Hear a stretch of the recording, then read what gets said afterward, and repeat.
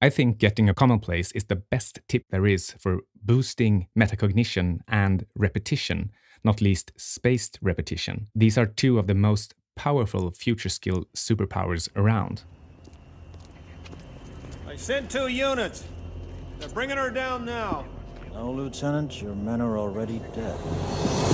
The future is approaching faster than ever. Technological change is speeding up, and your already maladapted evolutionary mismatches are multiplying. In the future, the current version of you is already dead. The way around that is to keep learning, keep evolving, mentally, psychologically, physically, and financially. Hi, and welcome to the first episode of Future Skills. I'm Ludvig Sunstrom, author of Breaking Out of Homeostasis and internet entrepreneur. I'm Syding, business angel and former hedge fund manager for Futuris, the European hedge fund of the decade. So, like we said, things are happening faster and faster. And what does this mean? Well, it means a lot of things. But for one, it places a high responsibility on you, the individual. You'll have to learn things on your own. The school system, or your workplace for that matter, they won't be able to keep up. So you have to take extreme responsibility for your personal improvement. Skills such as reflecting and analyzing, being creative, being able to focus and concentrate without distractions, how to manage your time and prioritize better, understanding how to make decisions and deal with risk, managing people and projects, motivating yourself. These are just some of the things that you need to become better at. These are future skills. And these skills are becoming more and more important, and you can't expect to pick them up in popular culture or by watching TV or hanging around most normal people. You have to really immerse yourself in the right environment. In this show, you'll learn about skills and ideas that will help you navigate through the uncertain future. And, hopefully, you will not only find it interesting and useful, but entertaining as well. We'll give you all of the best practical tips, big ideas, useful tools, and things like that you need to improve your life and become smarter and more independent. You could look at our show as the university education or the MBA that you never really got. The future skills concept is simple. It works like this. We'll have 3 types of episode. 1. Our own short episodes where we give you a big idea, a practical tip, or some helpful resource we've discovered. The goal is that you should be able to listen to 2 to 4 of these episodes on the way to work, or while you're taking a walk, and come back from that with some actionable insights that you can immediately use to improve your life. And then the second kind of episode that we'll do is a longer interview episode where we'll talk to interesting guests. And our guests are going to be everything from experts to businessmen to entrepreneurs, scientists, and big thinkers. And for example, our first guest is the billionaire Martin Sandqvist. And then basically this will be in-depth conversations about meaningful things with people who really know what they're talking about. Then we'll also publish medium-length episodes where we have experts share their best ideas and how they use them to learn critical skills, build companies, create teams, make money, understand themselves better, and form meaningful relationships. So we'll have these 3 different types of episodes, and they'll all be future skill related. And you will learn really actionable ideas that you can use to improve your life, stay healthy, navigate the world more effectively, and build a future-proof career, and hopefully also make some money. We can start right now. Here is something we both do. We keep a commonplace. And a commonplace, or a commonplace book as it used to be called, it's a really old concept for a specifically structured notebook that you can record all your lessons from different fields of your life. And you can think of the commonplace as your offline brain, but as a better structured memory. You can be like the guy in Memento, the movie, who's like, he's always writing things down because you can't remember them.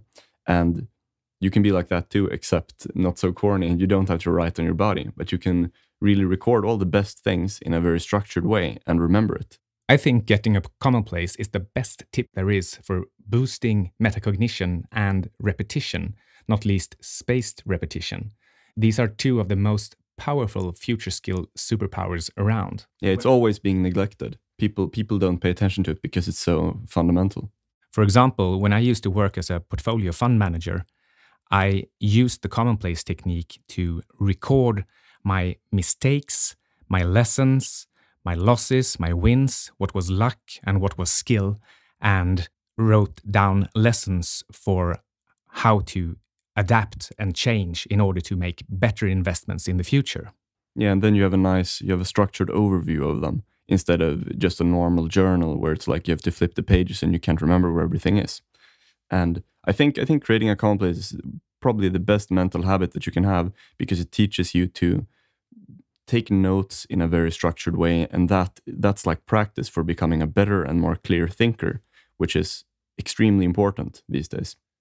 People often think about applying common sense. The problem with common sense is that it's usually pretty poor rules of thumb that you learned very early on before you actually had enough knowledge.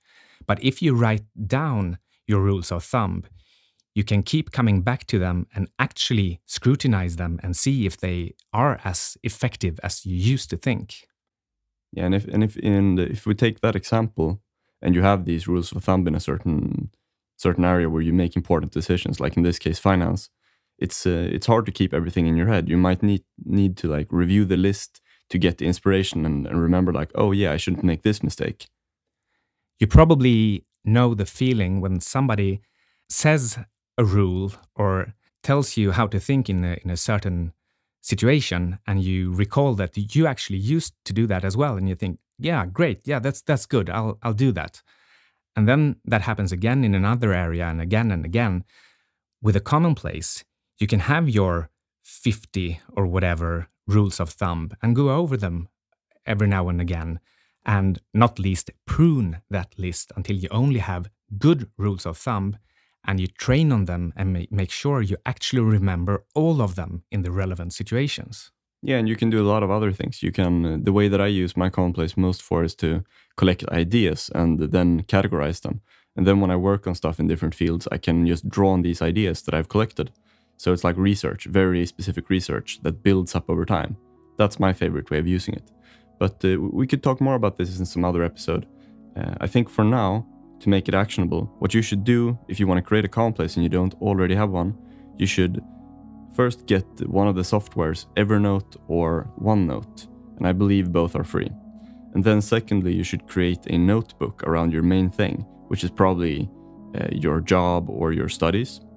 And then third, you should try to take this notebook and break it down into areas. So if you have your job, then you might break it down into 3 areas, which could be the project you're working on, secondly, how to get a promotion, and then third, how to become one of the best in your field. Like what kind of things would you have to study then? So then you've structured it in a way that you can easily follow through on the plan. I think the most important thing here is to just get started. Just get Evernote, create your first note, and write something in it.